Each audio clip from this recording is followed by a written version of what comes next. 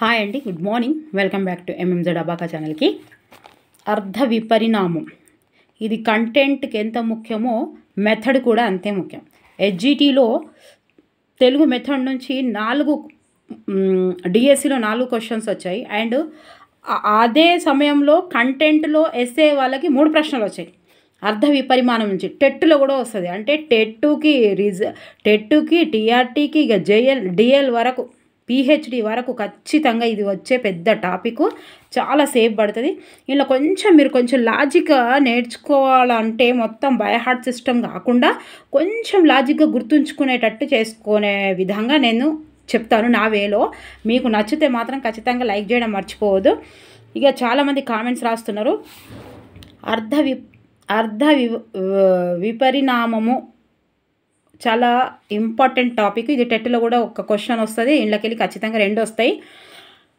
ఇక డిఎస్సిలా కంటెంట్లో వస్తాయి అండ్ మెథడ్లో కూడా వస్తాయి. మనకి గ్రామర్లో ఉంది కాబట్టి ఓకేనా. ఇది పెద్దగా ఉంది టాపిక్, ఇంట్లో కూడా చాలా పెద్దగా ఉంది. మీరు మాత్రం స్కిప్ చేయకుండా చూడండి, ఇక లైఫ్ లాంగ్ మర్చిపోరు ఓకేనా. విపరిణామం అంటే ఏంటిదంటే మార్పు. విపరిణామము అంటే ఏంటిదంటే ఆన్సర్ వచ్చేసి ఇక మార్పు చెందడము అన్నట్టుగా అంతే. ఈడ అర్థమైంది మార్పు. భాషలో కాలక్రమేణా ఇక అవి మొత్తం చెప్పకుండా చూద్దాం. భాషలో కాలక్రమేణా వర్ణాలు, ధ్వనులు, వ్యాకరణ నిర్మాణము మారినట్లుగానే అర్థాలు కూడా మారుతుంటాయి. అలా కాలక్రమంలో అర్థాలలో కరిగిన మార్పునే అర్ధ విపరిమాణము అంటాం.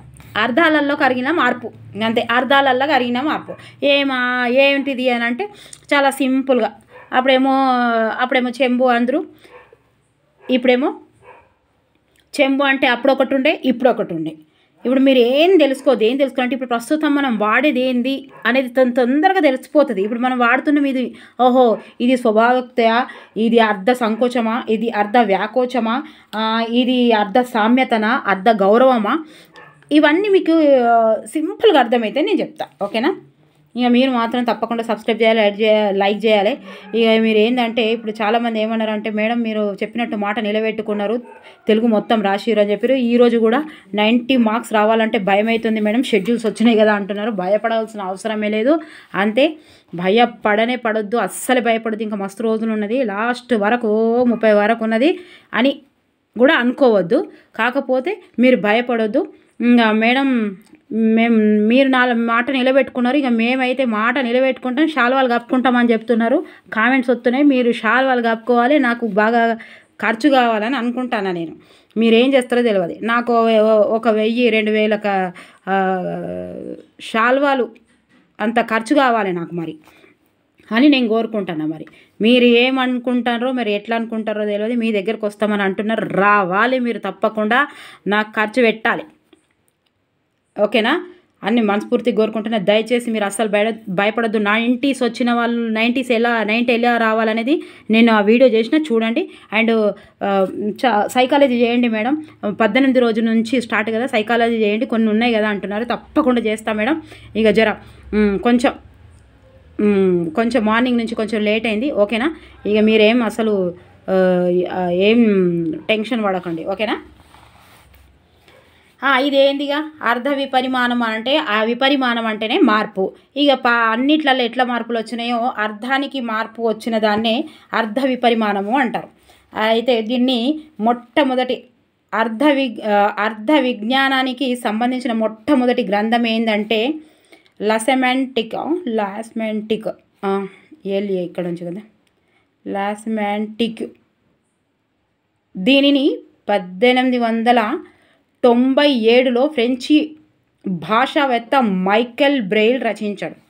అంతే. మైకెల్ జాక్సన్ అని గుర్తుపెట్టుకోరు. మైకెల్ జాక్సన్ మారిపోయింది అని గుర్తుపెట్టుకోండి. మైకెల్ జాక్సన్ నల్లగా ఉండే కదా, తెల్లగా అయిండు కదా, మారిపోయింది కదా. మార్పు అంటే ఏంటిది? అర్ధ విపరిమాణం. అట్లా గ్రంథం రాసింది ఎవరు అని అంటే మైకెల్ బ్రెయిల్ అని గుర్తుపెట్టుకోరు ఓకే. తర్వాత తెలుగు భాషలో అర్ధ విపరిమాణం మీద వచ్చిన మొట్టమొదటి పరిశోధన గ్రంథం ఎ స్టడీ ఆఫ్ తెలుగు సెమాంటిక్స్ రచించింది ఎవరు అంటే, ఎవరు రచించారు ఇదంటే ఆచార్య జిఎన్ రెడ్డి. 1960 4లో మద్రాసు విశ్వవిద్యాలయం నుండి పిహెచ్డి డిగ్రీ పొందారు. ఇది గ్రంథ రూపంలో 1966లో వచ్చింది. సుశీరా 64లో మద్రాసు విశ్వవిద్యాలయం నుండి పిహెచ్డి డిగ్రీ పొందారు. ఎవరు? ఆచార్య జిఎన్ రెడ్డి. ఇది గ్రంథ రూపంలో 1966లో వచ్చిందబ్బా. మొట్టమొదటి గ్రంథం, పరిశోధన గ్రంథం. అయితే ఇవి రెండే ఉన్నాయి. ఇవి రెండు తెలుసుకోండి. ఇవి రెండే ఉన్నాయి. ఏమున్నాయి? ఈ రెండు ఏమున్నాయంటే నిర్వచనాలు ఉన్నాయి. పదజాలానికి సంబంధించినట్టి అర్థంలో కలిగే మార్పును అర్థ పరిమాణము అంటాం. పదజాలానికి సంబంధించిన అంటే అర్థంలో కలిగే మార్పే అర్ధ పరిమాణము అని అన్నాం. ఎవరు? ఆచార్య అర్ధ పరిమాణము అన్నాడు. ఏమన్నాడు? అర్థంలో కలిగే మార్పు అన్నాడు. అర్థంలో కలిగే మార్పు ఆ ఈ రెండు ఆలు వస్తే ఆయననే అని గుర్తుపెట్టుకోరు. తర్వాత ఆచార్య పిఎస్ సుబ్రహ్మణ్యం గారు ఏమన్నారు? ఒక భాషలో కాలక్రమేణా వర్ణాలు, వ్యాకరణ నిర్మాణం మారినట్టుగానే పదాల అర్థాలు కూడా మారుతాయి. ఒక భాషల్లో పదాల గల అర్థాలలో వచ్చిన మార్పులని అర్ధ పరిమాణము అంటారు. రెండిట్లల్లో అర్ధ పరిమాణం ఉంది కదా. అర్థంలో వచ్చిన మార్పు అంటే దీనికి కేవలము ఆచార్య అర్ధ పరిమాణం గుర్తుపెట్టుకోవాలి. ఈయన బాలసుబ్రహ్మణ్యం అని గుర్తుపెట్టుకోరు. రెండో ఆయన ఆచార్య పిఎస్ బాలసుబ్రహ్మణ్యం అని గుర్తుపెట్టుకోరు. బాలసుబ్రహ్మణ్యానికి పాటలు రాస్తాడు కాబట్టి ఆయనకు కాలక్రమేణ వర్ణాలు, వ్యాకరణాలు నిర్మాణం కావాలి అని గుర్తుపెట్టుకోరు. ఈ 3 ఇస్తేనేమో సుబ్రహ్మణ్యం. బాలసుబ్రహ్మణ్యంకి ఇవన్నీ కావాలి, అందులో అన్ని మార్పులు కావాలి. ఈ ఆచార్య జిఎన్ రెడ్డికి మాత్రం అర్ధ పరిమాణం ఒక్కటే, అర్థంలో పరిమాణం. మా కోసం ఇంత కష్టపడుతున్నారు మేడం, మీ ఆరోగ్యం జాగ్రత్త అన్నారు.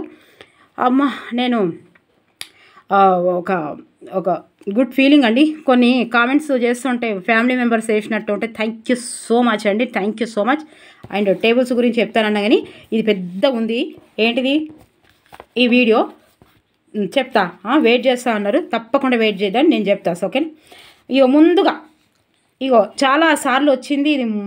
వచ్చి మనకి ఇక్కడనే ఉంటాయి అర్ధ పరిణామంలో రకాలు ఏంటి చూద్దాం.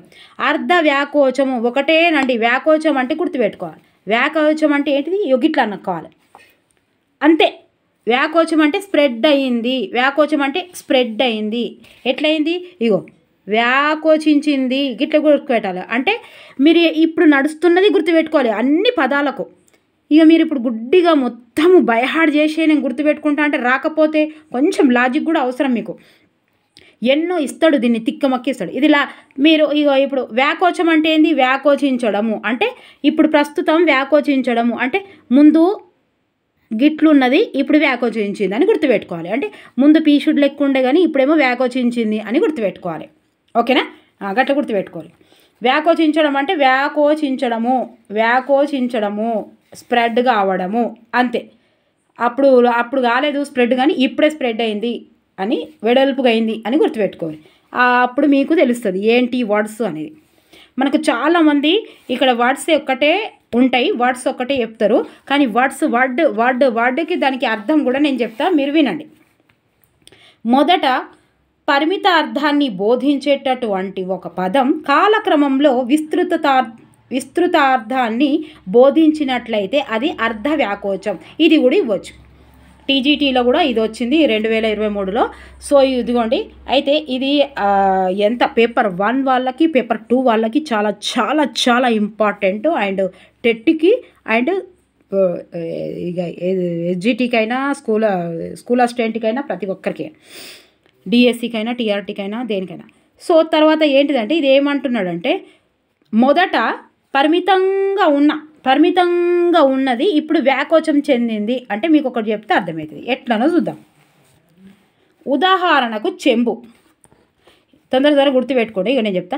చెంబు, నూనె, కన్ను, ధర్మరాజు, భీముడు, నారదుడు, మహారాజు, రాక్షసుడు, అవధాని, గంగ, అష్టకష్టాలు, ఐష్టైశ్వర్యాలు, తైలం, గ్లాసు, వారం, నంజుడు. ఓకే, నేను ఒకసారి ఎందుకు అసలు నాకు అసలు దాని గురించి అసలు ఏం తెలియదు, వ్యాకరణాలు తెలియదు, ఏం తెలియదు. అయితే ఆ పదం ఏమన్నారంటే మా స్కూల్లో పిల్లవాడు మా స్కూల్లో ఏం చేస్తుండంటే అది తాగడానికి ఒక చెంబు పెట్టినాడు. చెంబు పెడితే నేను ఏం చేసిన అంటే ఆ పిల్లగాడు ఏం చేసాడంటే చెంబు తీసుకొని పోయాడు. చెంబు తీసుకొని పోతే మాకు అమృతరావు సార్ అని తెలుగు సార్ ఉండే. అయితే నేను ఏమన్నా అంటే చెంబు తీసుకున్నాడు అని అన్న అంటే వాడు ఎటు పోయిండు అని సార్ అడిగిండు. చెంబు పట్టుకు పోయిండు సార్ అని అన్న. చెంబు పట్టుకొని పోయిండు సార్ అన్న. చెంబు పట్టుకొని పోయిండు సారు అని అన్న.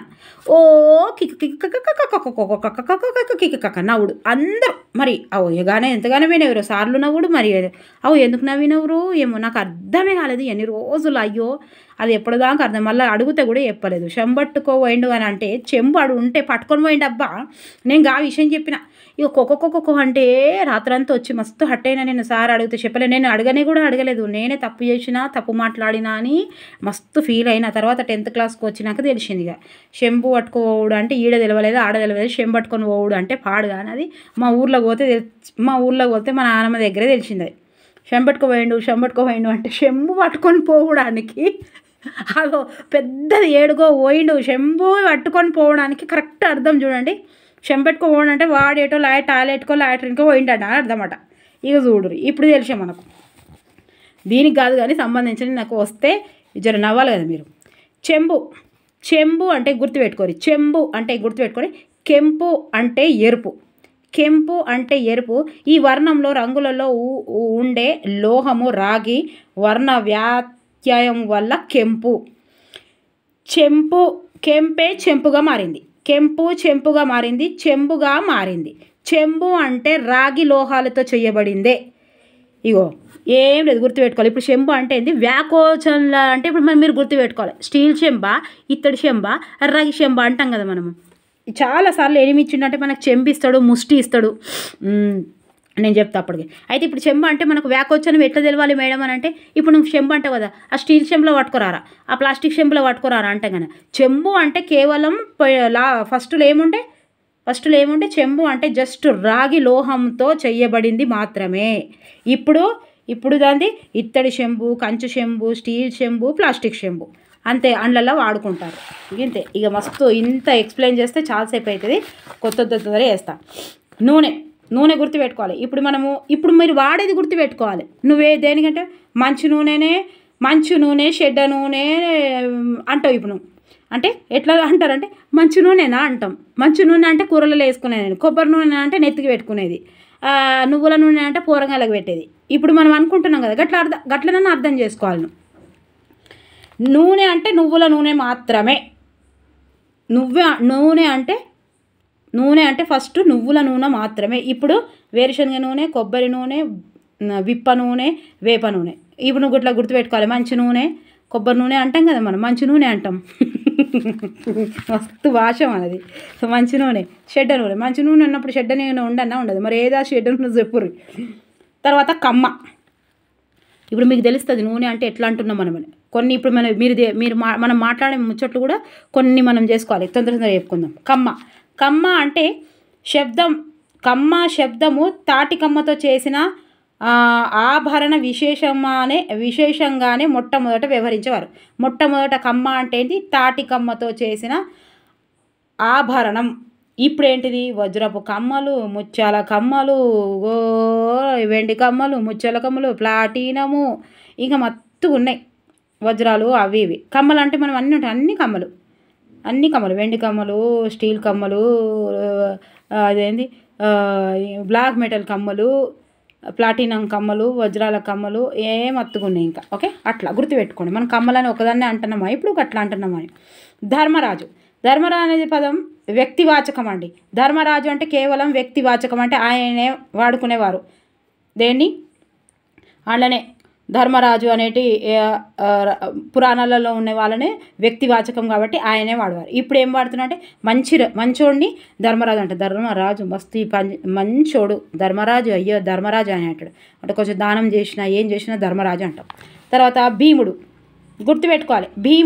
భీముడు అనే పదము వ్యక్తివాచకం. ఇది కూడా వ్యక్తివాచకం. ఇప్పుడు బలవంతుడు ఉంటే భీముడు లెక్క ఉన్నాడు అబ్బా అంటాం. బాగా తిని మంచిగా బలంగా ఉండి బాగా కొట్లాడినా కూడా భీముడు అని అంటాం. ఇప్పుడు అంటే నారదుడు అనే పదం వ్యక్తివాచకం. ఇది కూడా నారదుడు అని అప్పుడు మాట్లాడుతుండే. నారదుడు అని వ్యక్తివాచకం కాబట్టి పురాణాలలో నారదుడినే గుర్తుపెట్టుకుంది. ఇప్పుడు నారదుడు అంటే నారదుడు ఇటు అటు పెడతాడు అటు ఇటు పెడతాడు. తంటాలు పెట్టేవాడిని నారదుడు. చాడీలు చెప్పేటోడిని నారదుడు అంటారు. నారద లేకని అక్కడే చెప్తాడు అక్కడిక్కడే చెప్తారు అంటారు. అంటే చూడండి గుర్తుపెట్టుకోరు మీరు అగో ముచ్చట్లు. మహారాజు, మహారాజు అంటే రాజులకు రాజు అని అర్థం. మహారాజు అంటే ఎవరు? రాజులకు రాజు అని అర్థం. ఇప్పుడు ధనవంతుడు, గొప్పవాడు, స్థితిపరుడు అనేది ఇప్పుడు వ్యాకోచమైంది అన్నట్టు. అప్పుడు మా రాజులకు రాజు మహారాజు. ఇప్పుడేమో మంచోడు నా ధనం, ఓ మహారాజు, మహారాజు లెక్క బతుకుతాడు నా పెద్ద కొడుకు, నా చిన్న కొడుకే ఇట్లా ఎండు అంటారు. లేకపోతే నా చిన్న కొడుకే మహారాజు లెక్క బతుకుతాడు, నా పెద్ద కొడుకే గట్ల ఎండు అని అంటారు. మహారాజు అంటే ధనవంతుడు, గొప్పవాడు, మహారాజు బిడ్డ నా కొడుకు అని అంటారు. రాక్షసుడు, రాక్షసుడు అనే పదము జాతివాచక పదం. అబ్బో రాక్షసులు అంటే ఒక జాతికి సంబంధించిన శబ్దం. నేడు క్రూరకర్ముడుకు మంచి పట్టుదల గలవారు అనే అర్థంలో కూడా వాడతాడు. రాక్షసుడు వాడేంటాడు అని అంటాడు. ఒకడు వాడు ఎంత గలీజోడు రాక్షసుడు అని అంటాడు. తర్వాత అవధాని అంటే అవధానం చేసే వ్యక్తి అని అర్థం. అప్పుడు నేడు వ్యక్తుల పేర్లలో సూచికార్థ పొందుతుంది. అవధాని అంటే ఆ కులం వాళ్ళనే అంటాం అవధాని అని. మనం అనుకోలే, మనం గుమ్మడి గారు అవధాని అని. కవి శశాంక బిరుదు ఉంది కదా, కవి శశాంక్ ఒకరికి, కవి అవధాని ఒకరికి. గమ్మన్న గారి ఏమో ఉంది కదా పేరు చెప్పాలి. గంగ అంటే భాగీరథి అని అర్థం. కానీ ఇది నేడు సామాన్య జలవాచకమైంది. గంగా నది, గంగ నీళ్ళు ఇట్లా అంటాం. ఓకే. అష్ట కష్టాలు అంటే 8 రకాలైన కష్టాలు అని అర్థం. ఇప్పుడు అష్ట కష్టాలని కూడా ఇచ్చారు చూడు. ఇప్పుడు దేశాంతర గమనం, భార్య వియోగం, అపత్కాల బంధం, దర్శనం, విచ్చిష్ట భోజనం, శత్రుస్నేహం, పరాన్న ప్రతిక్షణం, అప్రతిష్ట, దారిద్ర్యం కానీ ఎక్కువ కష్టకాలానికి సామాన్యమైన అర్థం. ఓకే. ఇట్లా అష్టైశ్వర్యాలు, అష్ట కష్టాలు అంటే సుశీర ఇట్లా వ్యాకోచమైంది. అష్ట ఐశ్వర్యాలు అంటే 8 రకాలైన ఐశ్వర్యాలు అని అర్థం. దాసి, ధనము, ధాన్యం, బంధువు, భృతువు, వస్త్రం, వాహనం, సుతువు. నేడు ఏ ఐశ్వర్యానికైనా మనమే అష్టైశ్వర్యాలు అనే పదం వాడతాం.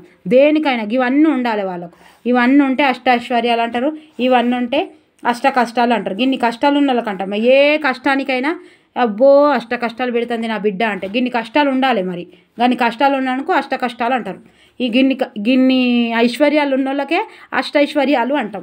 నేడేమో బో అదా అష్ట ఐశ్వర్యాలలో దూగుతుంది మా పెద్ద బిడ్డ అంటారు. చిన్న బిడ్డనా పెద్ద బిడ్డనా ఇక అంటారు కదా చెప్పుకుంటారు. తైలం, తిలల నువ్వులు నుంచి తీయబడిందే తైలం. కానీ నేడు తైలం అంటే లంచం. తైలం అంటే లంచం. మందార తైలం, నారికేల తైలం, భృంగమాలక తైలం. ఇక తైలం అంటే అన్ని నూనెలు వస్తాయంట తైలం. ఇది తైలం పెట్టి తాళం పట్టే అనేది ఏదో తైలం. ఫస్ట్ తిలల నువ్వులు నుంచి తీయబడింది తైలం. తైలం అంటే తిలల నువ్వుల నుంచి తీయబడింది తైలం. ఇప్పుడేమో లంచం కూడా వస్తుంది. లంచం, మందార తైలం, ఇక అన్ని తైలాలు ఉన్నాయి. ఇది కూడా వ్యాకోచించింది. చెప్పండి. గ్లాసు, గాజుతో చేసింది మొదటి గ్లాసు. నేడు ఏ లోహంతో చేసినదైనా గ్లాసు. ప్లాస్టిక్ గ్లాసు, వెండి గ్లాసు, బంగారు గ్లాసు, లోహ గ్లాసు, ఏ గ్లాస్ అయినా గ్లాసే అంట. అంతే కదా. వజ్రాల గ్లాసు. వారం, కావ్య భాషలో రోజు అని అర్థం. నేడు 7 రోజులు. చూసినా ఇది ఒకటి కొంచెం గుర్తుపెట్టుకోవాలి. ఇది వారం అంటే 7 రోజులు కదా. ఇప్పుడు ప్రస్తుతం ఫస్ట్ ఎట్లుండేనట కావ్య భాషలో రోజు అని అర్థం. వారం అంటే రోజు అని అర్థం. ఇక నంజుడు అంటే ప్రాచీనార్థము మాంసం. నేడు కూరలు, పచ్చళ్ళు అని అర్థం వ్యాకోచం పొందింది. ఇక మనకు బాగా తెలివనియే ఇస్తాడు. మరి నంజుకునుడు డబ్బా ఇదేమన్నా నంజుకునుడు అంటాం కదా. నంజుకునుడు పక్కకు పప్షారు ఉంటుంది పలు నంజుకోవాలి అంటారు కదా. నేడు కూరలు, పచ్చళ్ళు అని అర్థం వ్యాకోచం చెందింది. నంజుడు ప్రాచీన దాంట్లో మాంసం ఓన్లే నంజుడు అంటారు. గుర్తుపెట్టుకోవాలి. మీరు ఎట్లా గుర్తుపెట్టుకోవాలంటే ఇట్లనే గుర్తుపెట్టుకోవాలి. ఇప్పుడు వచ్చిందబ్బా. అప్పుడు వ్యాకోచం చెందిందంటే శంభోటి గుర్తుపెట్టుకోవాలి. శంభు, అవధాని. ఇప్పుడు ఏమంటాం అవధానిని, అప్పుడు ఏమంటుండమే అని ఇట్లా సింపుల్గా గుర్తుపెట్టుకోవాలి. అబ్బా ఇదోటి ఊకే పడిపోతుంది అబ్బా. ఆగం చేస్తుంది ఇది కూడా నన్ను. చూడు ఇప్పుడు రెండవది అర్ధ సంకోచం. అదేమో వ్యాకోచం అన్నాం కదా. ఇప్పుడేమో అర్ధ సంకోచం. మీరు మాట్లాడితే ఇప్పుడు మనం కొన్ని యూజ్ చేస్తున్నాం. ఇప్పుడు నంజుడు ఒక్కటి తెలియదు మనకు. నంజుకుంటావురా అని అంటారు. నేను మస్తుసార్లు విన్నా. మొత్తం తెలంగాణ భాషలో ఇక వచ్చినప్పటి నుంచి ఆ తెలంగాణ భాషలో ఎక్కువ మనం వింటుంటున్నాం, చేస్తున్నాం కాబట్టి, బుక్స్ చదువుతున్నాం కాబట్టి అందులో మొత్తము నంజుకునికి ఏమైనా బిట నంజుకొనుకు అంటే నంజుడు అని అదే మరి అదే కావచ్చు అర్థము. అయితే ఇప్పుడు కూరళ్ళు పచ్చళ్ళు నంజుకోవాలని అంటారు కదా, సో అట్లాంటి కొన్ని ఇస్తాడు. ఈ చెంబు మనకు తెలుసు, ఇప్పుడు ఏ చెంబులైనా చెంబుని అంటాం, గ్లాసు అని ఏదైనా గ్లాసు అంటాం. ఇప్పుడు ధర్మరాజునేమో ఫస్ట్ ధర్మ వ్యక్తివాచకం అని తెలిసింది, భీముడు నారదుడు, ఇప్పుడు ఇవన్నీ మహారాజు, రాజులకు రాజు, రాక్షసుడు అంటే అప్పుడు క్రూర ముగపో, ఇప్పుడేమో అదే క్రూరముఖమైన వాడిని చెప్తాం అన్నట్టు. అవధాని అంటే అప్పుడేమో ఏంటి విస్తృతి ఎట్లా అంటే కులాన్ని అవధాని వాళ్ళు అని చెప్పేవాళ్ళు. ఇప్పుడంటే ఎవరినంటే నేడు ఈ పదం వ్యక్తుల పేర్లలో కులంగా వాడతారు, అప్పుడేమో వ్యక్తి అని అర్థం అంతే. అప్పుడేమో వ్యక్తి అని అర్థం, ఇప్పుడేమో కులానికే వాడుతున్నారు ఆ పాట. ఇక అష్టైశ్వర్యాలు అంటే తెలుసుగా, 8 ఉంటేనే, ఇప్పుడేమో ఎవరికైనా అష్టనే, కష్టం అష్టైశ్వర్యాలు, అష్ట కష్టాలు, తైలం, గ్లాసు, ఇవన్నీ తెలుసు. ఇక ఆడనేమో అర్ధ వ్యాకోచం అని అన్నిసార్లు అన్న కదా, ఇప్పుడు అర్ధ సంకోచం అంటే సంకోచం అంటే ఇట్లా అన్నట్టు, అదేమో వ్యాకోచం, ఇదేమో సంకోచం, ఇక లోపలికే పోయింది అన్నట్టు. సంకోచం అంటే ఇట్లా, సంకోచం అంటే దగ్గరికి వచ్చింది అన్నట్టు. అప్పుడు బాగుండేటి, ఇప్పుడు ఒక్కదానికే అయింది అన్నట్టు. ఓకే, ఆపోజిట్ దానికి. సంకోచించడం అంటే తెలుసు, చలికి సంకోచించి దగ్గరకు వచ్చింది అన్నట్టు గుర్తుపెట్టుకోరు. దగ్గరికి సంచి చిన్నది దగ్గరికి అని గుర్తుపెట్టుకోరు. సంకోచించడం అంటే సంకోచము అంటే దగ్గరికి చిన్న సంచి అని గుర్తుపెట్టుకోరు. ఓకేనా, సంచి ఎట్లుంటుంది, చిన్న ఉంటుంది కాబట్టి దగ్గర అయింది. ఓకే, అర్ధ సంకోచం చెందడమే అర్ధ సంకోచం. ఇక సంకోచం అంటేనే సంకోచం అనబట్టే. విశాలమైన అర్థాన్ని బోధించి ఒక పదము సంకుచిత అర్థాన్ని లేక తక్కువ అర్థాన్ని బోధిస్తే అది అర్ధ సంకోచము. తక్కువ అర్థం అట. ఇక ఈడదుడు తెలుగు పదం తక్కువ అర్థం అంటే ఫస్ట్ ఏమో బాగా పాపులర్ ఉండి ఇప్పుడు ఒకదానికే చెందింది. అప్పుడేమో చెంబు అన్నాం కదా మనం, చెంబు అంటే ఒక్కటే లోహ, దాన్ని చెంబు అందరు. ఇప్పుడేమో గ్లాసు, ప్లాస్టిక్ చెంబు, ఇత్తడి చెంబు, ఆ చెంబు, ఈ చెంబు. ఇప్పుడు ఈడనేమో ఒక్కదానికే. చూద్దాం ఏంటియో. చీర, కోక, పరకాలు, వస్తాదు, ఉద్యోగం, పత్రం, ఆరాధ్యుడు, సంభావన, పెద్ద, వ్యవసాయం, మృగము, తద్దినము, శ్రద్ధము, సంవత్సరికము, నెయ్యి, సాహెబు, చాడి, సందుక. ఇట్లా ఎట్లా వాడుతున్నామో తెలిసిపోతాయి. అబ్బా చాలా వర్డ్స్ తెలుస్తాయి మనకు. ఫస్ట్ చీర అంటే ఇప్పుడు ఏమంటారు, ఒక్కదానికే తెలుస్తుంది కదా. రామాయణంలో శ్రీరాముడు నార చీరను ధరించాడు అని ఉంది. అంటే పూర్వం చీర అంటే స్త్రీ పురుష భేదం లేకుండా కట్టుకునే వస్త్ర విశేషం.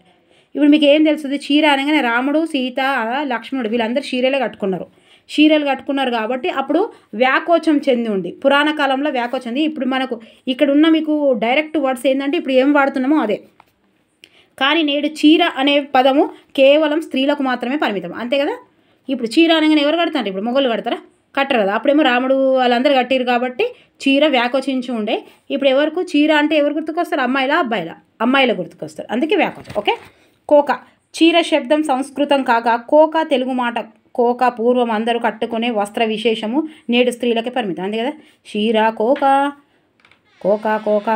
ఏమో ఉంది కదా. చీర, కోక అంటే ఇదే రైకే. ఓకే, తర్వాత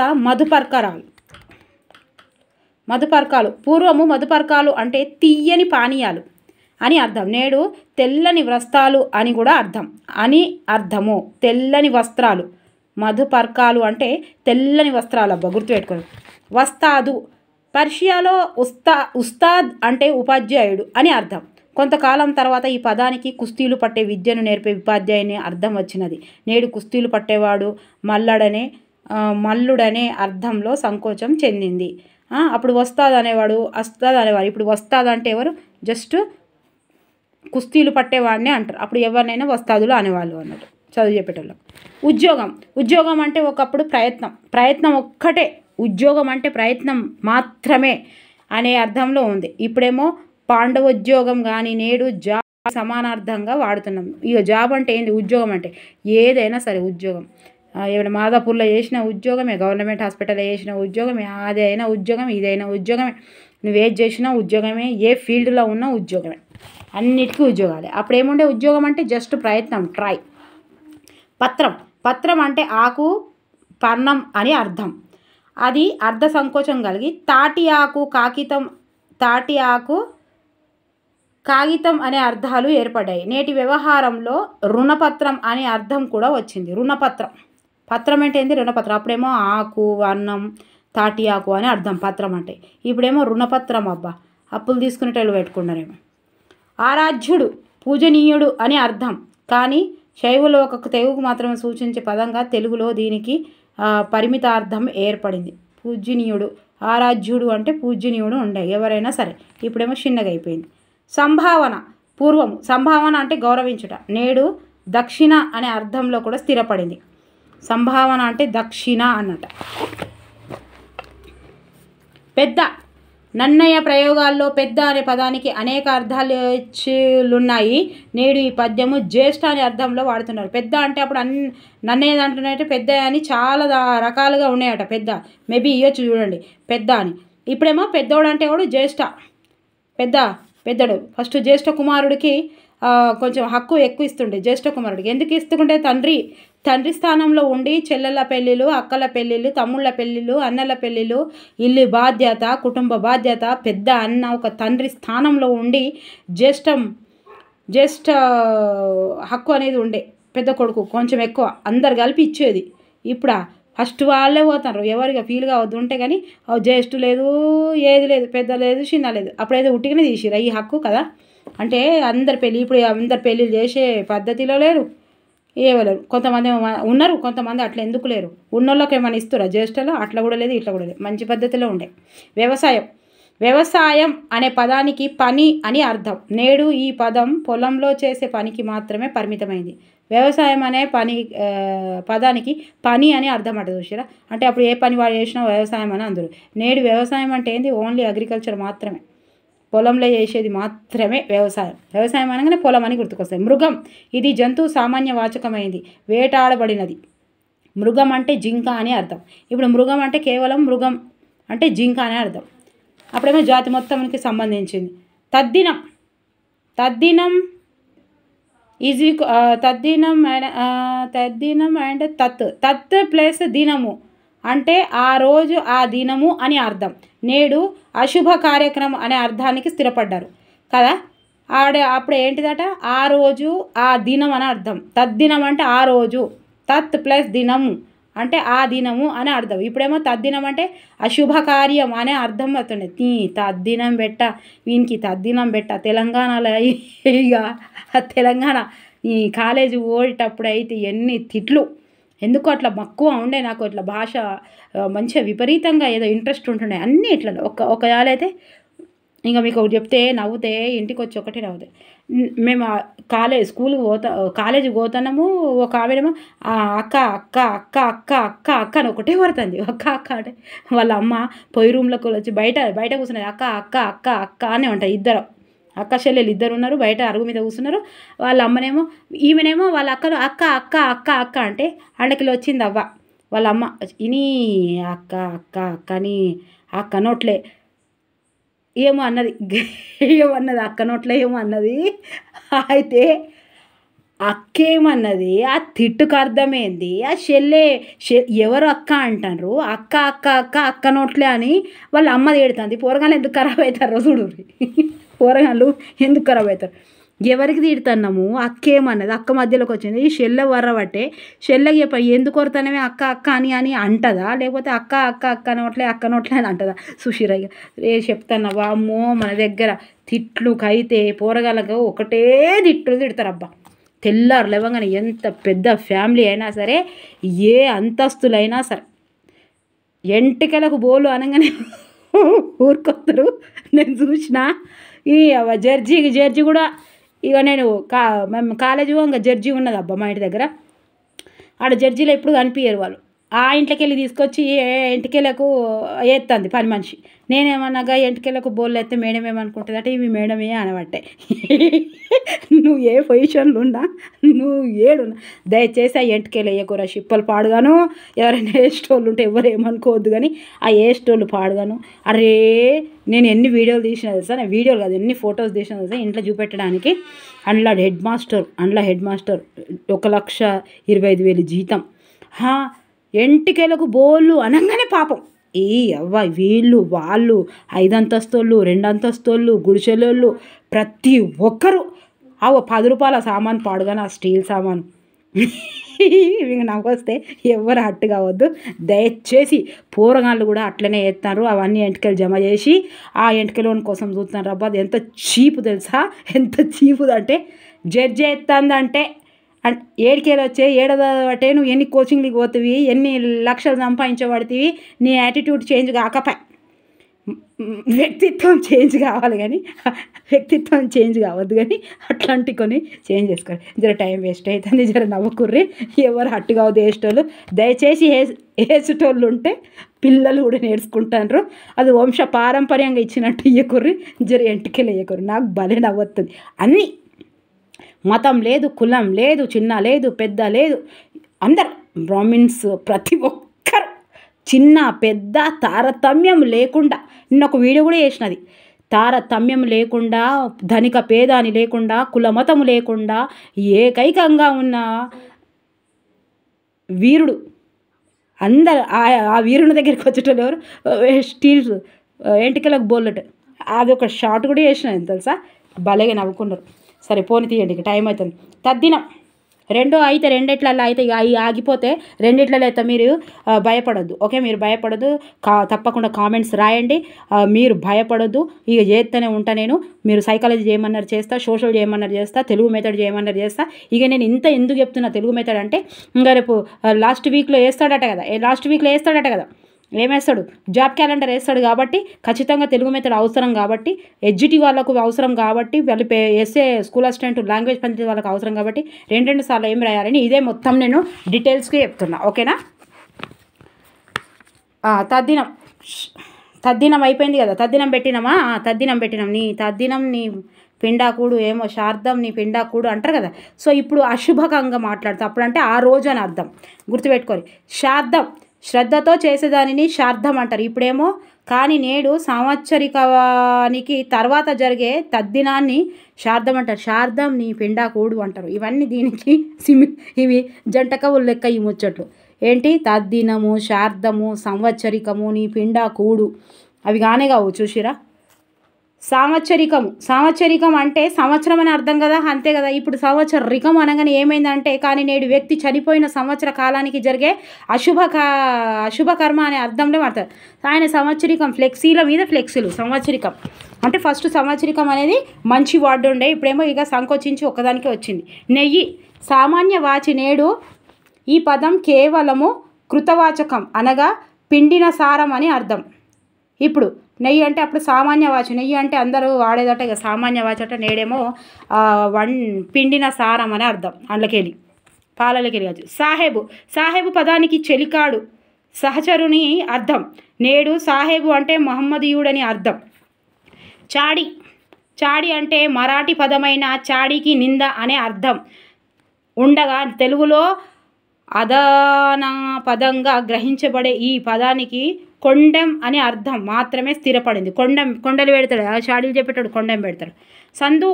సందూక అనేది తెలంగాణ మాండలికంలోది. సందూక అనే పదము సందూక్ అనే ఉర్దూ పదం నుండి వచ్చింది. ఈ పదానికి పెట్టె అని అర్థం. సందూక్ అంటే పెట్టె. సందూక తెలంగాణ మాండలికంలో కనిపిస్తుంది, ఉర్దూ పదం నుండి వచ్చింది. మేబీ వచ్చే అవకాశం ఉంది. పెట్టె అని అర్థము. నేడు రత్నపేటిక అని కూడా అర్థం. సందూక అంటే రత్నపేటిక అని కూడా అర్థం. తర్వాత ఇగో అర్ధ సౌమ్యత, అర్ధోత్కర్ష, అర్ధ గౌరవం. ఇగో మొన్న టెట్టులో గిది ఇచ్చిండు పేరు అర్ధోత్కర. నోరు తెలియకపోతే చదువు రాదు అనుకోకండి. అర్ధోత్కర్ష కొని రావు. అర్ధ గౌరవము, అర్ధ సౌమ్యత. సౌమ్యత అనగానే ఏం గుర్తుపెట్టుకోవాలి, తాకు కావత్తు కర్ష, అర్ధ గౌరవము సౌమ్యత అని గుర్తుపెట్టుకోరు మీరు. ఇగో మీరు సౌమ్యత ఇప్పుడు జరిగేటి నేను చెప్తున్నా కదా, ఇప్పుడు మనకు ఎట్లుందో అట్లా ఇచ్చిండు, ఇక్కడ మంచిగా ఇచ్చిండు. ఎందుకంటే ఇప్పుడు మనం ఏవైతే యూజ్ చేస్తున్నామో ఆ టైటిల్స్ ఇచ్చిండు. ఇప్పుడు అర్ధ సౌమ్యత, అర్ధ గౌరవము అని అన్నాడు అనుకోండి, అట్లా ఇస్తే ఇట్లా రాయొచ్చు. ఇందులో ఉన్న పదాలు కూడా మీకు ఇవ్వచ్చు. అయితే ఇప్పుడు మీకు కింద పదాలు ఇచ్చి ఇది ఎందులోది, అర్ధ గ్రామ్యతనా, అర్ధ సంకోచమా, అర్ధ అంటే నువ్వు వాడుతున్న దాన్ని బట్టి నీకు ఈజీ అయితే నీకు ఖచ్చితంగా వస్తుంది. అయితే ఇప్పుడు ఏంటంటే సౌమ్యత, అర్ధ గౌరవం అంటే మంచి పదాలు అన్నట్టు, సౌమ్యంగా వాడే పదాలు. అంటే ప్రాచీన కాలంలో నిందార్థంలో వాడిన పదాలు ఇప్పుడు గౌరవంలో వాడుతున్నాము. అంతే, ఆపోజిట్ కదా, దీనికి ఆపోజిట్ అంటున్నాడు కదా. సౌమ్యత అంటే ఫస్ట్ సౌమ్యత లేదన్నట్టు, గౌరవం ఇప్పుడేమో అర్ధ గౌరవం అంటున్నాడు, అంటే అంతకుముందు గౌరవం లేనటువంటిది అన్నట్టు. అంతే సింపుల్ లాజిక్, ఇది ఒక్కటి తెలిసి ఉండాలి, దాని తర్వాత కొంచెం ఇవి తెలిసి ఉండాలి అంతే. ఏది వచ్చినాయిగా మీకు మార్కు పోదు. అంటే ప్రాచీన కాలంలో నిందార్థంలో వాడిన పదాలు సామాన్యార్థంలో వాడబడిన పదాలకు కొన్ని నేడు గౌరవార్థాన్ని సంతరించుకున్నాయి. ఇలా మారడమే అర్ధ గౌరవము అన్నారు. ఇక అర్ధ సౌమ్యత అర్ధ గౌరవం రెండు చూసుకోండి. సౌమ్యత అంటే మంచి సింపుల్గా సౌమ్యంగా చెప్పేది, అంటే ఇప్పుడు మస్తు ప్రస్తుతానికైతే ఆ వర్డ్ బాగుంది. ఇక ఫస్ట్ ఉన్న వర్డ్ ఏంటిదో మనకు తెలియదు. సభికుడు అంటే పూర్వము జూదం ఆడేవాడు. సభికుడు అంటే ఫస్ట్ ఏంటిది, జూదమాడు. ఇప్పుడు మనకు సభికులు అంటే తెలుసు కదా, జూదగాడు అని అర్థం. కానీ నేడు సభలోని వారు, సభికులు అంటే ఎవరు, సభలోని వారు. ఇప్పుడు మనకు తెలుసు కదా, వాడుతున్నాం కదా, ఇప్పుడు మీకు తెలియాలి. అందుకే రాజుగారి కొలువులోని వారు అని అర్థం. సభికులు అంటే ఇప్పుడు మనకు సభలో ఉన్న వాళ్ళందరూ, ఇక్కడ ఉన్న సభ్యులందరికీ సభికులందరికీ అని మాట్లాడుతాం ఇప్పుడు. అప్పుడేమో సభికుడు అంటే జూదం ఆడేవాడు, జూదగాడు అని అర్థం. ఇప్పుడు మనకు తెలుస్తుంది సభికులు అంటే కొన్ని తెలుస్తాయి మనకు. ముహూర్తం అంటే నిమిషకాలం అని అర్థం అబ్బా. అప్పుడు ముహూర్తం అంటే నిమిషకాలం అని అర్థం.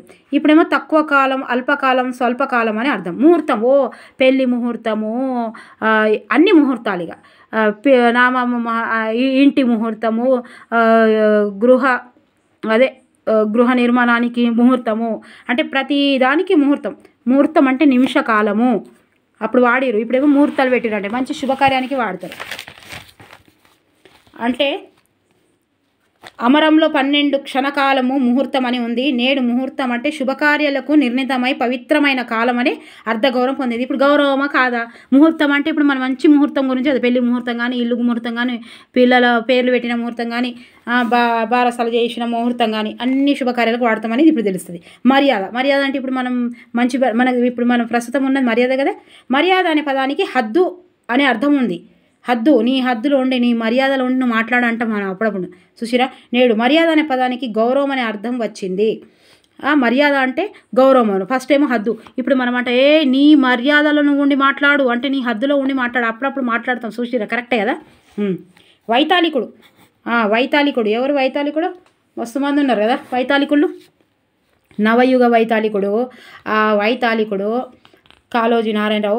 ప్రాచీన కాలంలో రాజుల్ని మేలుకొల్పే వారిని వైతాళికుడు అంటారు. చూడండి ఎంత సిమిలర్గా ఉన్నాయో గుర్తుపెట్టుకోవాలి. వైతాళికుడు అంటే ప్రాచీన కాలంలో రాజుల్ని మేల్కొల్పే వాళ్ళని, నిద్రల నుంచి మేల్కొల్పే వాళ్ళని వైతాళికుడు అంటారు. ఇప్పుడు కానీ నేడు ప్రజలను అజ్ఞానం నుండి, అమాయకత్వం నుండి, సనాతన మూఢాచార సాంప్రదాయాల నుండి మేల్కొల్పే వాడిని వాడుతారు. సుశీల అంటే కాళోజీ నారాయణరావు, వీళ్ళు ఇంకెంతమంది వైతాళికుడు అని బిరుదులు ఉన్నాయో, వైతాళిడు అని ప్రసిద్ధి చెందిరో, వీళ్ళందరూ ఏం చేసిరు అన్నట్టు సమాజాన్ని అమాయకత్వం నుంచి, అజ్ఞానం నుంచి, మూఢాచార సాంప్రదాయాల నుంచి మేల్కొల్పిన వాళ్ళను. అప్పుడేమో రాజులకు మేల్కొల్పినరు, ఇప్పుడేమో ఇట్లా ఇప్పుడు గౌరవం పొందుతుంది అన్నట్టు. ఇప్పుడు ఉదాహరణకు వేమన కందుకూరి వీరేశలింగం, వేమన గారు, కందుకూరి వీరేశలింగం గారు. ఓకే. అదృష్టం అంటే ఇప్పుడు మనం మంచిగా వాడుకుంటున్నాం కదా. చూడబడినది, ఎరుగబడనిది, కర్మజన్యములైన సుఖదుఖ హేతువులకు ధర్మాలు అనే అర్థాలు సంస్కృతంలో ఉన్నాయి. అంతే కదా. అదృష్టం అంటే మనకు తెలియదు కదా, తెలియని దాన్నే దేవుడు రాసిన దాన్ని అదృష్టం అంటాం. అందుకే వీళ్ళు ఇచ్చిరు. ఇప్పుడేముండేది, తెలుగు భాషలో భాగ్యాలు, మేలు అనే ఉన్నత అర్థాలు ఉన్నాయి.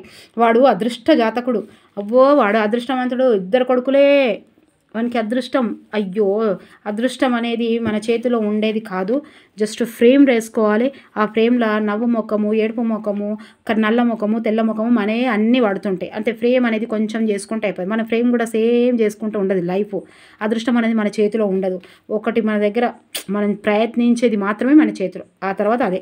ఇప్పుడు ఏమో కొంచెం మస్తు అదృష్టం అంటారు. దేనికి అదృష్టం వాడుతున్నామే తెలియదు. 2 కొడుకులు పుడితే అదృష్టం అంటారు, ఇల్లు కడితే వాడు అదృష్టవంతుడు అంటారు, వాళ్ళ కొడుకులు మంచిగా ఉన్నారు అదృష్టవంతుడు వాళ్ళు అంటారు. పోంది అంతస్తు, అల్లుడు మంచి దొరికిండు అదృష్టవంతుడు అంటారు, కోడలు మంచి దొరికిరు అదృష్టవంతుడు. అంతస్తు, అవును చెప్పింది కరెక్టేనా కదా. అంతస్తు అంటే రహస్యం, మరుగుచోటు, మేడపై భాగం అని అర్థం. అప్పుడు తెలుగులో మేడపై భాగము అనే అర్థంతో పాటు గౌరవం, పరువు, హోదా అనే అర్థాలు వ్యవహారంలో ఉన్నాయి. అంతస్తు అంటే ఇప్పుడు ఏమంటున్నా, అప్పుడేమో మేడనట రహస్యం అట, అంతస్తు అంటే అసలు రహస్యము, మరుగుచోటట, మేడపై భాగం అట, అంతస్తు అంటే మీద 1, 2, 3 అంతస్తులు ఉన్నాయంట. కానీ ఇప్పుడేమో వాని అంతస్తు, అబ్బాయి ఎంత మంచి అంతస్తు, ఆస్తి అంతస్తులు మంచిగా ఉన్నాయి, అసలు పిల్లగాన్ని చూడాలి, ఆస్తి అంతస్తులు ఉన్న పిల్లగాన్ని చూడాలంటే కానీ అంటే గౌరవం ఒక దానికి సంబంధించి. ఇక నెక్స్ట్ వచ్చింది అబ్బా అర్ధ గ్రామ్యత, అర్ధ ప్రకర్ష. ఇవి ప్రకర్ష, గ్రామ్యత, ఇది ఇచ్చిండబ్బా, ఇది ఇచ్చిండు. గ్రామ్యత, ప్రకర్ష అంటే ఇది ఇచ్చిండు. మీరు చూడండి, రాసిన వాళ్ళకి తెలుస్తుంది. అర్ధ గ్రామ్యత, ఇది రెండు టెట్టుల రాంది ఉండనే ఉండేది, ఖచ్చితంగా వస్తాయి. చూద్దాం. పాతకాలంలో అర్థం కన్నా ఇది ఏం గుర్తుపెట్టుకోవద్దు. గ్రామ్యత అంటే గ్రామాలు కదా, గ్రామాలలోనే ప్రకర్ష అంటే ఈ కర్షకులు ఎక్కువ ఉంటారు. కర్షకులు అంటే ఎవరు? రైతులు కదా. కర్షకులు ఎక్కువ ఉంటారు, గ్రామాలలో ఉంటారు. కాబట్టి కర్ష అనగానే గ్రామ గుర్తుకు రావాలి. కర్ష అనగానే కర్షకులు అంటే మేడం కర్షకులు అని చెప్పింది. కర్షకులు ఏడుంటారు? గ్రామాలలో ఉంటారు. గ్రామ్యత అనగానే ఏంది మీకు? ఇక గ్రామ్యత అంటే ఏం గుర్తుకు రావాలంటే ఇక ఏమేం తిట్లు తిట్టుకుంటారో గ్రామాలలో గది గుర్తుకు రావాలి మీకు. గ్రామాలలో ఏం గుర్తుకు రావాలి? నీ ముండా అంటారు కదా, ముండా అంటే ఇక గ్రామం గుర్తుకు రావాలి. కర్మ అంటే గ్రామం గుర్తుకు రావాలి. నీ ముఖం పాడుగాని వెధవ శనిగ్రహములు పట్టుకున్నావు అంటే మీకు గ్రామం గుర్తుకు రావాలి. కంపు మొకబ్దాన అంటే గ్రామం గుర్తుకు రావాలి. నా కర్మ గాలికి ఇట్లా అయింది అంటే దేవదాసోలే మోపైనవా అంటే మనకు అది గుర్తుకు రావాలి. ఓకే, చూద్దాం. జన వ్యవహారాల్లో ఉన్న మౌలిక అర్థాన్ని నష్టం కలిగి, బాధ కలిగి, పరిహాసార్థంలో కానీ, నిందార్థంలో కానీ, నిమ్నార్థంలో కానీ పదం వాడితే దాన్ని అర్ధగ్రామ్యత అంటారు. అంతే కదా. చూద్దాం. ఒకటోది కర్మ, ఛాందసుడు, వ్యంగం, కంపు, సన్యాసి, స్వాహ, దేవదాసి, కళావంతులు, కైంకర్యం,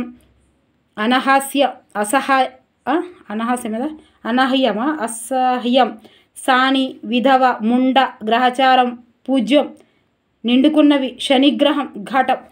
మీకు ఇప్పుడు కొన్ని పదాలు ఇళ్ళకి తెలుస్తుంది. ఇప్పుడు ముండ అంటే మనమైతే తిట్టు కోసమే చేస్తాం కదా అనేది గుర్తుండాలి. ఇప్పుడు మనం తిట్టు కోసమే చేస్తున్నాం కాబట్టి ఆ గ్రామాలలోనే ముండ అని తిడతారని గుర్తుపెట్టుకోవాలి. గ్రామ్యత అంటే ఎట్లనో చూద్దాం. అంటే ఏమన్నారు ఇక్కడ అంటే పాతకాలంలో ఇక్కడ గ్రామ్యత అనేది ఏంటిదంటే పాతకాలంలో అర్థం కన్నా తర్వాత కాలంలో అర్థం నీచమైంది అన్నట్టు. గ్రామాలలో గుర్తుపెట్టుకోవాలి.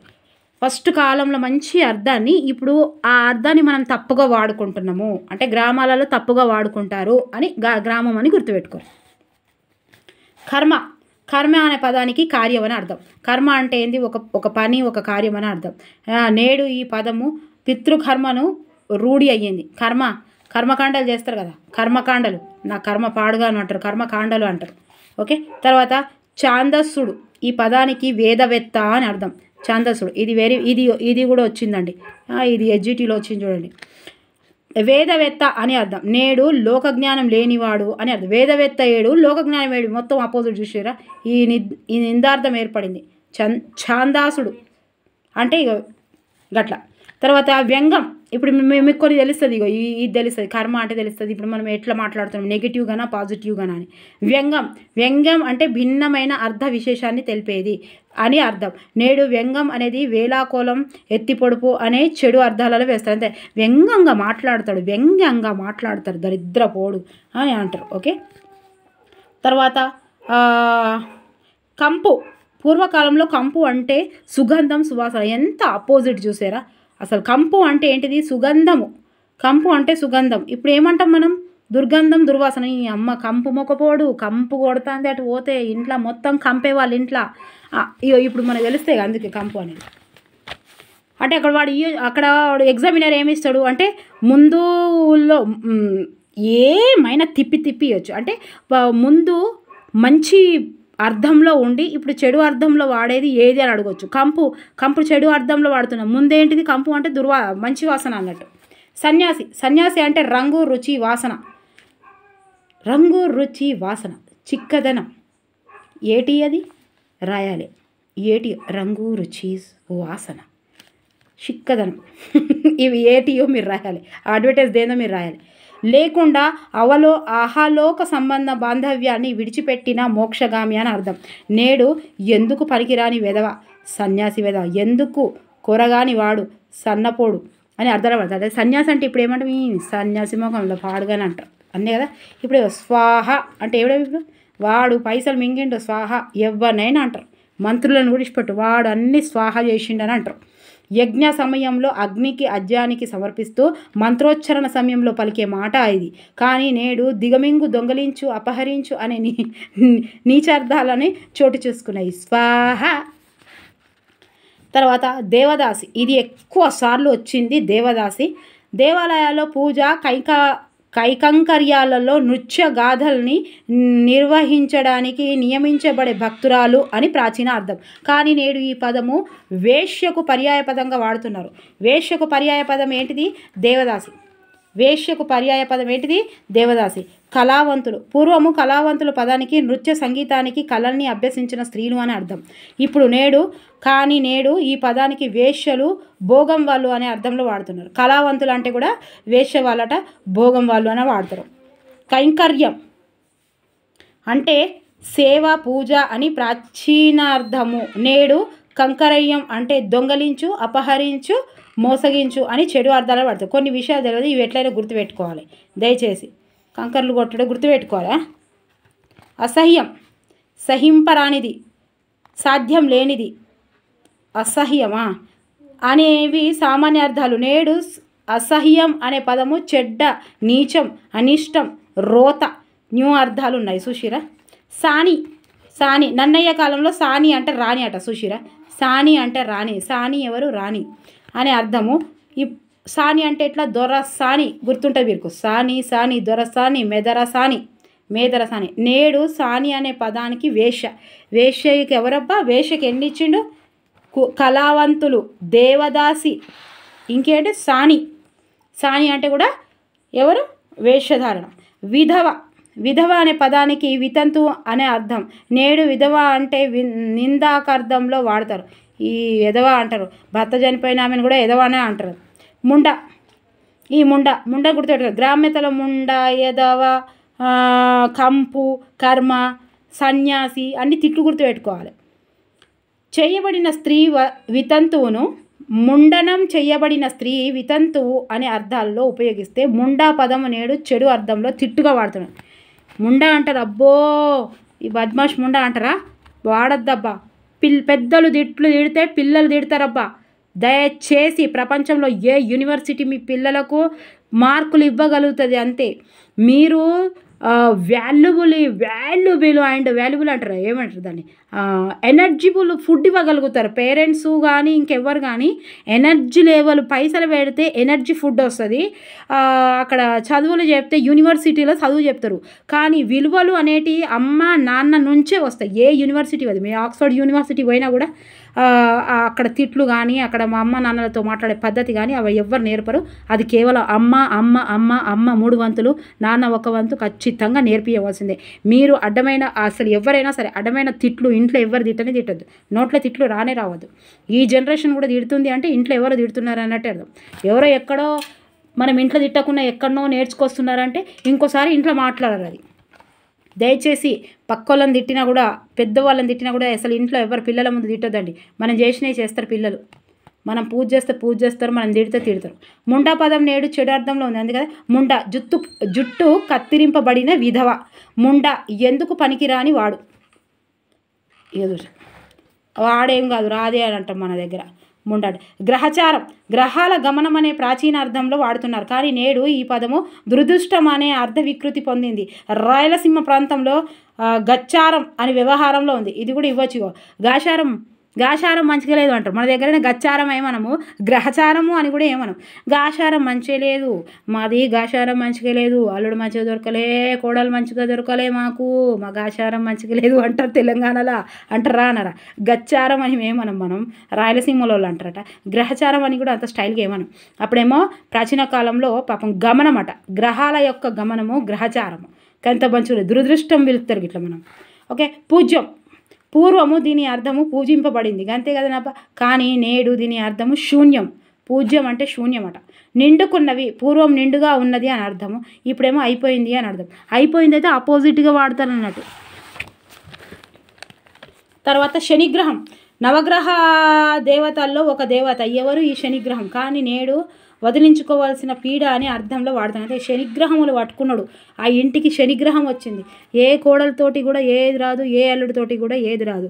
మన కాలే ఎవరి కాళ్ళు మోపినా మన అదృష్టాలు ఏం చేంజ్ కావు. మనకు చాలామంది అంటారు కొత్త కోడలు వచ్చింది, ఆయనని మింగింది, ఈయనని మింగింది, ఇల్లు పోయింది, అది పోయింది. కోడళ్ళ చేతులు ఏం లేవు, కోడళ్ళ కాళ్ళలో ఏం లేవు. ఆ ఒత్తే చెప్తారా మీరు? ఒత్తే చెప్తారా? అబ్బా కోడలు వచ్చింది, మా ఇంట్లో లక్ష్మి వచ్చింది అని అంటారా? వస్తారా చెప్పాలి. మరి నెగిటివ్ వచ్చినప్పుడు చెప్తారు, వచ్చినప్పుడు ఎవరు చెప్పరు. అవన్నీ వేస్ట్ ముచ్చట్లు, అవన్నీ మూఢనమ్మకాలు అట్లా పెట్టుకోవద్దు. ఎవరి అదృష్టంలో ఎంత రాశి ఉందో అంత రాశే ఉంటుంది.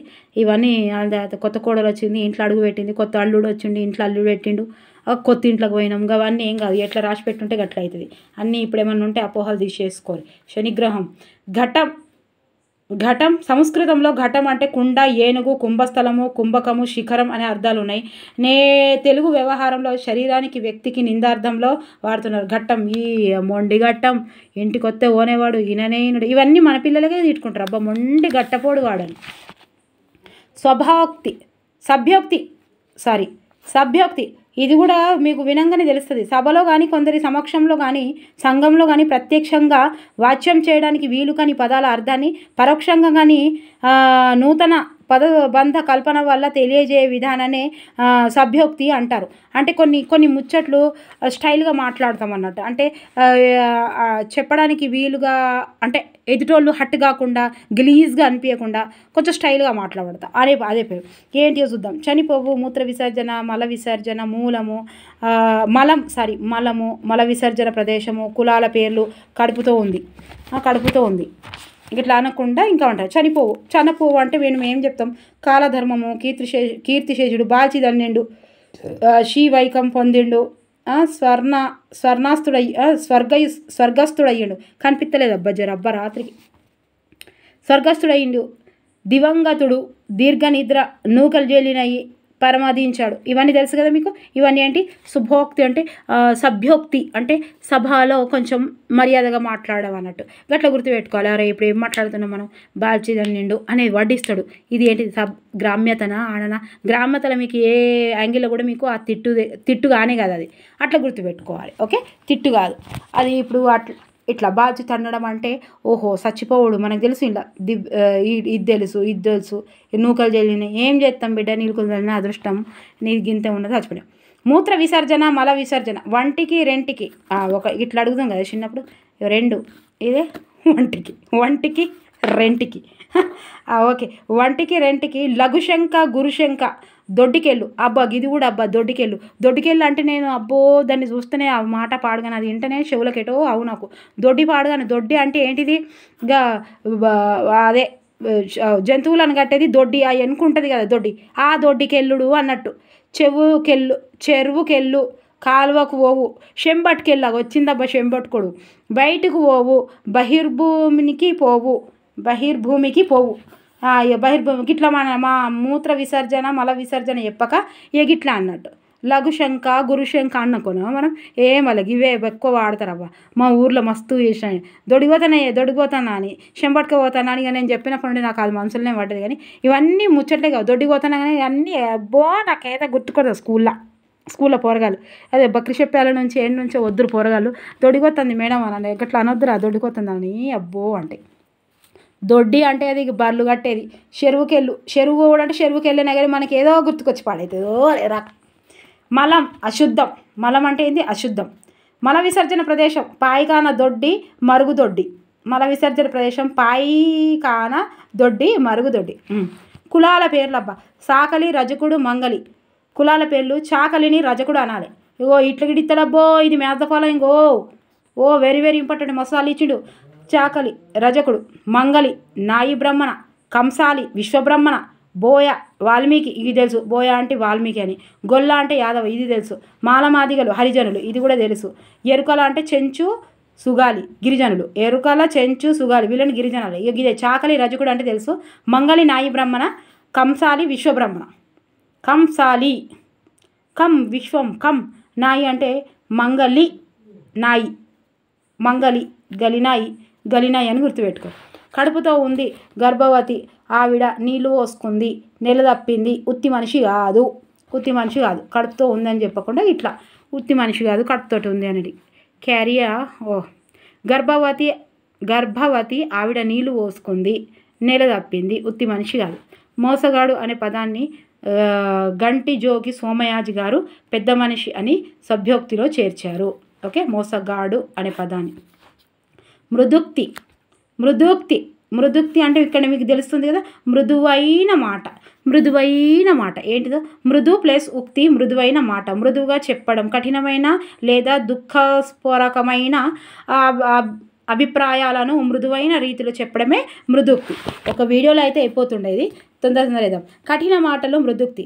దీపం మారిపోయింది, దీపం పెద్దదైంది, కొండెక్కింది. దీపం మారిపోయింది అని అంటే ఏదో అరిష్టం వస్తుంది అనేది మృదువుగా చెప్తారు అన్నట్టు. అబ్బో ఇలా సెంటిమెంట్ వీళ్ళకు. నల్లపూసలు తెగిపోయినాయి, అట్లా నల్లపూసలు తెగిపోయినాయి అని అంటే ఏమవుతుందో అని సూత్రం పెరిగిపోయింది అంట, పెరిగిపోయింది. మరుగుదొడ్లు శుభ్రం చెయ్యువాడు, పాకివాడు, వట్టి మూర్ఖుడు, దేవానాం ప్రియ. వట్టి మూర్ఖుడు అంటే దేవానాం ప్రియ. సున్నా పూర్ణమట, సున్నా అనకుండా పూర్ణము అనమాట. లక్ష్యార్థ సిద్ధి, ఇది కూడా చాలా చాలా ఇంపార్టెంట్. భాషలోని అనేక పదాలు లక్ష్యార్థాలలో రూఢికెక్కడం సహజం. ఈ లక్ష్యార్థాలకు అనేక మూలాలు ఉంటాయి. ఆధారం, ఆధేయం, కార్యం, కార్యం. ఓకే, చూద్దాం. ఇంట్లోకెళ్ళి కూడా మస్తు వస్తాయి, ఒక్కసారి చూద్దాం. ఉదాహరణకి ముష్టి, దాహం, సూది. ఆధారం, ఆధేయం, సంబంధం. ముష్టి ఇది చాలాసార్లు వచ్చిందబ్బా, వెరీ వెరీ వెరీ ఇంపార్టెంట్. ముష్టి అంటే పిడికిలి భిక్ష. ముష్టి అంటే పిడికిలి భిక్ష. పిడికిలి అనే అర్థం ఉన్న ముష్టి పదానికి ఆధారదేయ సంబంధం వల్ల భిక్షం అనే అర్థం వచ్చింది. ఆధారం వల్ల. ఓకే, లక్ష్యార్థ సిద్ధి అంటే గట్లే గుర్తుపెట్టుకోవాలి. రూఢికెక్కడం సహజం. ఈ లక్ష్యాలను అనేక మూలాలు ఉంటాయి. అంటే ఆధారం, ఆధేయం, కార్యం, కారణం, కార్యం, కర్త, ఉపమానం, ఉపమేయం, అంగం, అంగి, ఏకాదేశం, అన్యదేశం మొదలైన జంటల్లో ఒకటి ఇంకొకటి దానికి వాచకమై కాలక్రమేణా వ్యవహరించబడుతుంటాయి. ఓకే, సంబంధం అన్నట్టు గట్లా. ముష్టి అంటే ఏంటి, పిడికిలి భిక్షం. ఇంత ముష్టి పెట్టు పిడికిలి భిక్షం అనేది ఉంటుంది కదా, భిక్షం అనే అర్థం వచ్చింది. ఇక్కడ భిక్షం అంటే పరిణామార్థం మార్పుకు వచ్చింది. కార్యకారణ సంబంధము. దాహం, దహించుట అంటే తప్పించుట, దప్పిక, పానీయం. దహించుట, తప్పించుట అనే అర్థం ఉండే దాహం అనే పదానికి కార్యకారణం సంబంధం వల్ల దప్పిక, పానీయం అనే అర్థాలు ఏర్పడ్డాయి. ఇక్కడ దప్పిక, పానీయం పరిణామం వల్ల సంబంధాలు, అర్థాలు. లక్షణ సంబంధము. సూది బట్టలు, కుట్టే సూది డాక్టర్లు. ఓకే, సూది బట్టలు అంటే కుట్టే సూది డాక్టర్లు, ముందుకు పేషెంట్లు, తర్వాత శరీరంలోకి ఎక్కించడానికి ఉపయోగించే సూది వంటి పరికరము. ఇక్కడ లక్ష్యాలక్షణ సంబంధము వల్ల అర్థ పరిమాణం కలుగుతుంది. ఇక్కడ డాక్టర్ ఎవరు, బట్టలు కుట్టేటవాడు కూడా డాక్టరే, సూది ఇచ్చేటవాడు కూడా డాక్టరే. ఎట్లా సూది బట్టలు, సూది డాక్టర్ అట్లా. వస్తు పరిణామము అంటే ఒక పదము సూచించే పరిణామం. వస్తు పరిణామము అంటే ఒక పదం సూచించే వస్తురూపము, నిర్మాణము మొదలగు వాటిలో కాలక్రమేణా వ్యవహారంలో ఎంతో భేదాన్ని సంతరించుకున్నాయి. లక్క పీడితలు, ఆయుధం, బండి, ఇల్లు. చూద్దాం, వస్తు పరిణామం అంటేనే మార్పు కదా, ఎంత మార్పు చెందిందో చూద్దాం. ఇది కూడా చాలా చాలా ఇంపార్టెంట్, చూద్దాం. ఇవి చాలాసార్లు వచ్చినాయి మనకు. లక్క పీడితలు అంటే పీడితలు అడుకునే బొమ్మల్ని పూర్వము లక్కతో చేయడం వల్ల వాటిని లక్కపిడతలు అనే పదం రూఢి అయ్యింది. ఇప్పుడు కర్రతో చేసిన వాటిని కూడా పేరుతోనే వ్యవహరిస్తున్నారు. ఆయుధం అంటే విల్లు, గడ, కత్తి, తోమరం మొదలగునవి ప్రాచీన ఆయుధాలు. తుపాకీ, రైఫల్, రివర్, ఫిరంగి మొదలగునవి నేటి ఆయుధాలు. అంతే కదా, ఆయుధం అంటే ఫస్ట్ విల్లు, గడ, కత్తి. ఓకే, బండి ఒకప్పుడు బండి అంటే ఎడ్ల బండి మాత్రమే, అంతే కదా. ఇప్పుడు ఏంటిది, బైకుని బండి అంటే ప్రతిదానికి బండి కొన్నాడా, ఈ బండి కొన్నాడా, 2 వీలరా బండి కొన్నది, మీకు 4 వీలర్ బండి ఉన్నది అడుగుతాం. ఇల్లు ఒకప్పుడు పూరిల్లు, పాకలు, పెంకుటిల్లు, మిద్దెలు, మేదలు. ఇప్పుడు ఏదైనా ఇల్లు కట్టుకున్నారా, 10 అంతస్తుల బిల్డింగ్ ఉన్నది, వాళ్ళకి ఇల్లు ఉన్నది అంటాం. తర్వాత అలంకారిక ప్రయోగము, ఇది చాలాసార్లు వచ్చింది. అలంకారిక ప్రయోగము అంటే ఉపమానానికి ఉపమేయార్థము సంక్రమించడం, అలంకార ప్రియత్వంతో అలంకారికంగా చెప్పడం వల్ల, పోలికలు చేర్చడం వల్ల కూడా అర్థ పరిమాణం జరుగుతుంది. ఎట్లనో చూద్దాం. ఆమె రంభ, ఆమె ఎట్లున్నదట, రంభ లెక్కడు. వాడు మన్మధుడు, ఎట్లున్నాడు, ఆయన మన్మధుడు లెక్కనాడు. వాడు నారదుడు, వాడు ఎట్లున్నాడో ఇక్కడ ముచ్చట్లు అక్కడ చెప్తున్నాడు. తీపి మాటలు, తీపిగా ఉన్నాయి మాటలు. ఎట్లున్నాయి అబ్బా, తీపిగా ఉన్నాయి. ఇదేంటిది, ఉపమానం. చెడు నిజము, చేదు నిజం, అంతే కదా. నిజం చెప్తే ఏదైనా చేదుగానే అనిపిస్తుంది. పచ్చి అబద్ధము, ఏది అంటే ఉపమేయానికి ఉపమానం అంటే మీకు తెలవాలి. ఒకటి ఒకటి ఇట్లా తెలిసింది. ఎండ నిప్పులు జరుగుతుంది. ఓకే సుషిరా, ఇక ఇట్లా జరుగుతుంది. వాడు శిశింద్రి చాలా చలాకి మనిషి, కడుపులో చిచ్చు పెట్టిపోయాడు, కళ్ళల్లో నిప్పులు పోసుకుంటుంది, గుండె చెరువు అయింది. ఇవన్నీ ఏంటి? ఉపమానము ఉపమేయం అన్నాడు కదా ఇక్కడ. ఆమె రంభ, ఆమె ఎవరు? రంభ. ఎవరు? ఉపమానము ఉపమేయము. ఉపమానము పోల్చుకున్నది. లోక నిరుక్తి, ఇది కూడా ఇవే వస్తాయి ఎక్కువ. లోక నిరుక్తి వస్తుంది, అర్ధ గ్రామ్యత వస్తుంది, అలంకారానికి ఇది వస్తుంది. చూద్దాం. కొంతమంది తమకు బాగా పరిచయమైన పదాలని తమకు పరిచయం లేని పదాల స్థానంలో చేర్చి వ్యవహరిస్తారు.